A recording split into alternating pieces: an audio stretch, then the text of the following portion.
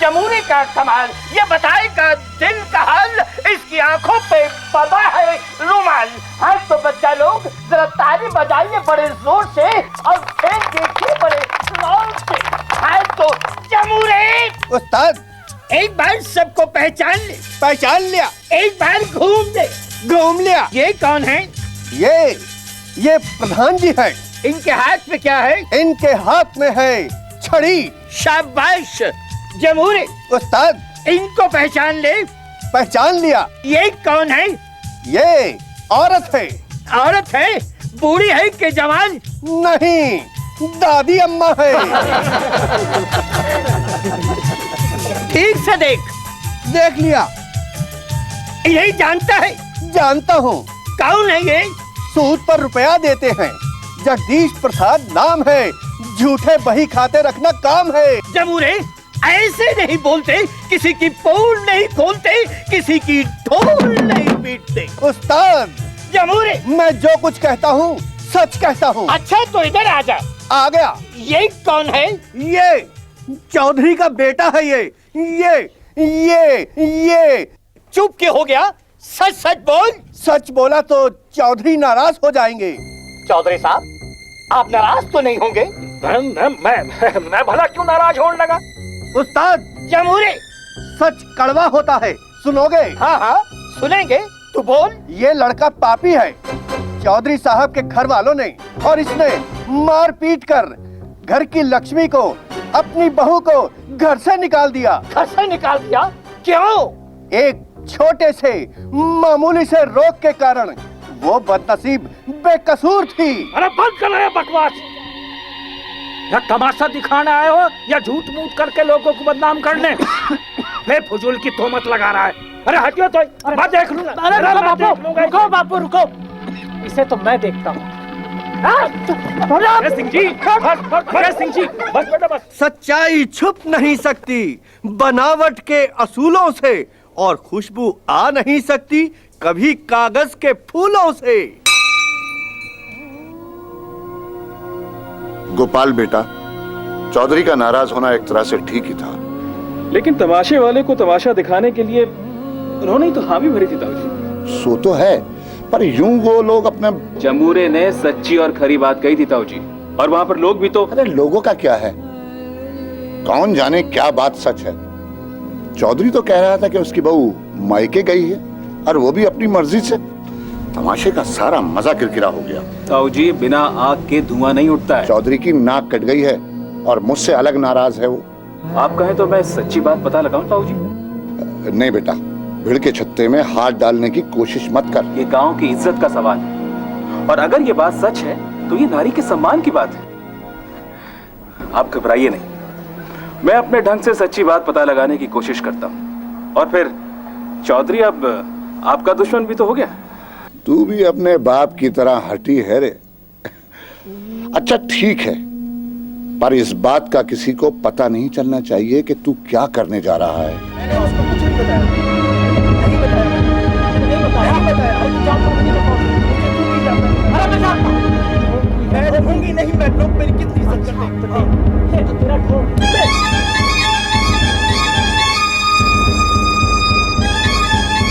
मुझसे तो पूछा होता। अरे बावले, ओझा अपना आदमी है, वो भला क्यों बताता? वो सिर्फ पैसे का आदमी है बापू, बिन पेंदी का लोटा। ना बेटे ना, ओझा हमारी बुराई के बारे में सोच भी नहीं सकता। पैसे के लिए वो कुछ भी कर सकता है बापू, कुछ भी। अरे तो मुझे तो बताता, मैं उसे घर बुला के उससे बात करता। पर तू तो उसे घर जाके पीट आया। अरे बेवकूफ, अब तो और भी बुराई करेगा हमारी। बुराई करेगा? तो मैं उसे ऊपर पहुंचा दूं। अरे होश की बात कर। पता है तूने क्या करा है? वो क्या कहे में सांप की बांबी में हाथ घेरा है। चल कल भीतर जा। अब तो मुझे ही कुछ करना पड़ेगा। और ये तमाशे वाले कौन थे, कहां से आए और कहां गए? देखिए, मैं दावे के साथ कह सकता हूं कि आप लोग जादू या तमाशा दिखाने वाले लोग नहीं हैं। जब आप समझ ही गए तो फिर हम भी आपसे कुछ नहीं छिपाएंगे। देखिए, हमारा संबंध एक समाज सेवी संस्था से है।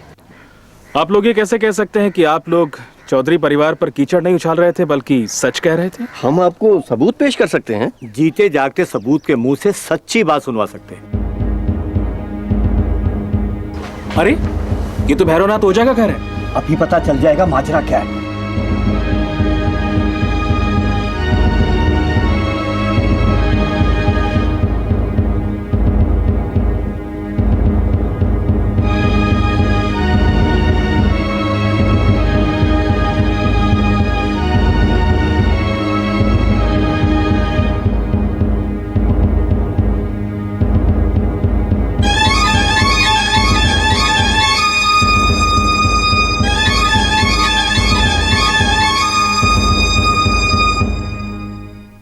हाँ, बात तो तुम ठीक कह रहे हो बेटा।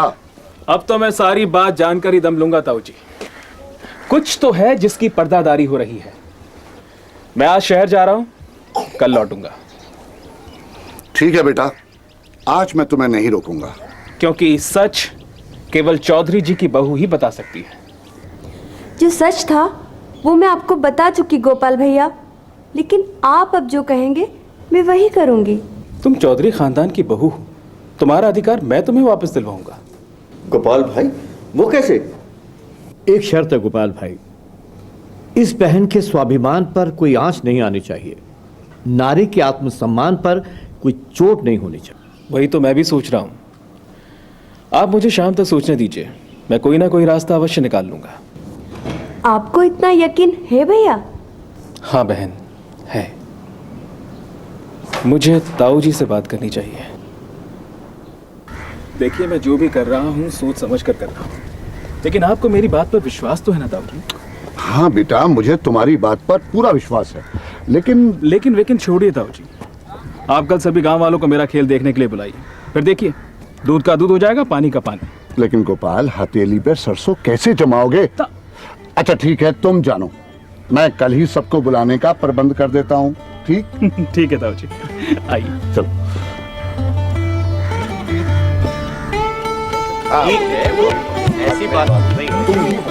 हाँ, ठीक है।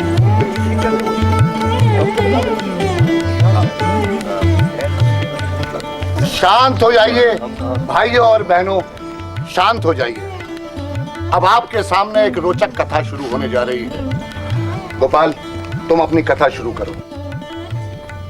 भाइयों, बहनों और बुजुर्गों, इस भारतीय नारी की कथा में व्यथा है।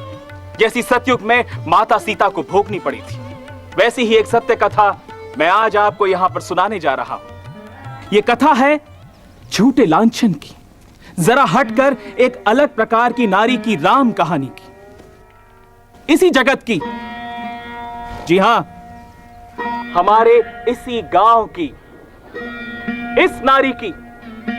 इसी से सुनिए आज, और फिर दरबार में न्याय होगा, और न्याय करेंगे आप सब। बोलो बहन। मैं ब्याह कर इस गांव में एक इज्जतदार घर में बहू बनकर आई थी। मेरे हाथ में एक छोटा सा दाग क्या हो गया, मेरा तो जीवन ही गहना गया। मेरे हाथ की चमड़ी कड़ी होने लगी, और आपके गांव के ओझा जिन्होंने मुझे कहा कि तुम्हें कुष्ठ रोग हो गया है, मैं पापिन हूँ, पिशाचिन हूँ, और मेरे पति, मेरी सास और मेरे ससुर ने मुझे धक्के मार कर घर से बाहर निकाल दिया।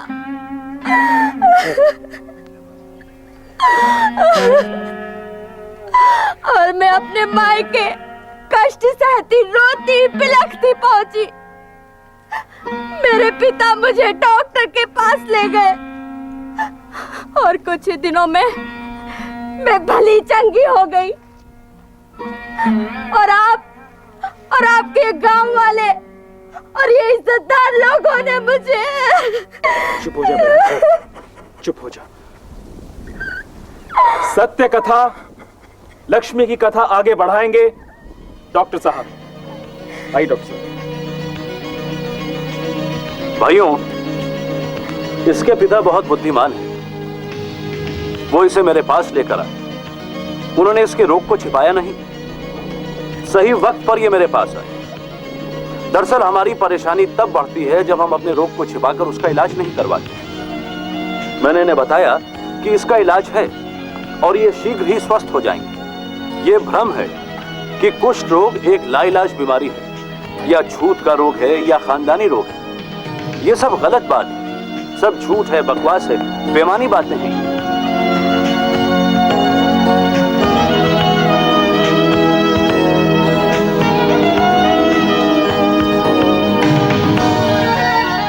कुष्ठ रोग का इलाज है जो इसे हमेशा हमेशा के लिए जड़ से खत्म कर देता है, और बड़ा ही आसान इलाज है भाइयों। इसके लिए अब दवा है।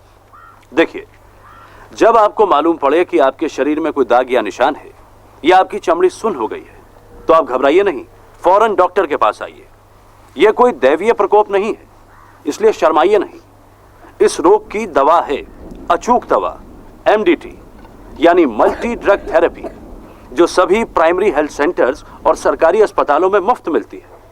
और भाइयों, इस दवा की पहली खुराक ही जादू का असर दिखाती है। बहुत जल्दी ही मनुष्य स्वस्थ होने लगता है, इसलिए घबराने की कोई बात नहीं। जब शरीर है तो नाना प्रकार के रोग तो चिमटे ही रहेंगे, लेकिन जरूरत है ईश्वर द्वारा दी गई बुद्धि का सही वक्त पर इस्तेमाल करते हुए अपने रोग का इलाज करवाने की। और इसका उदाहरण आपके सामने है। ये आपके गांव की बहू लक्ष्मी।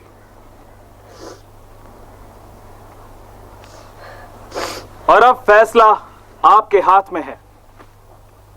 जमूरा और उस्ताद यहीं पर मौजूद हैं। ये सच में एक सामाजिक कार्यकर्ता है और उस दिन सच ही कह रहे थे। डॉक्टर से लक्ष्मी की कहानी सुनकर वो कहानी आपको यहां पर सुनाने के लिए आए थे। कहिए चौधरी साहब। और आप अजय सिंह जी, आप तो लक्ष्मी के पति हैं। क्या इसे एक बार फिर अपने घर में ले जाकर बहू का अधिकार दिलवाएंगे आप? हिम्मत है आप में? क्या अपना दोष स्वीकार करने का हौसला है आप में? कहिए ना। जी हाँ, ये भूल हमारी थी।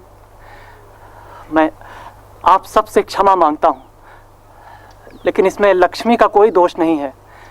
दोष तो हमारा है और उस ओझा का है जिसने हमें बेवकूफ बनाया। नहीं भाइयों, दोषी तो मैं भी हूं। मेरी आंखें, मेरे कान जैसे बंद हो गए थे। चल बहू, चल अपने घर चल।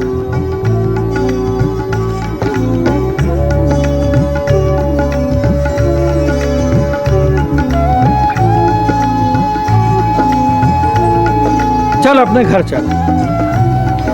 आजा, बस बस बस बेटे, बस बस, जीती रहे।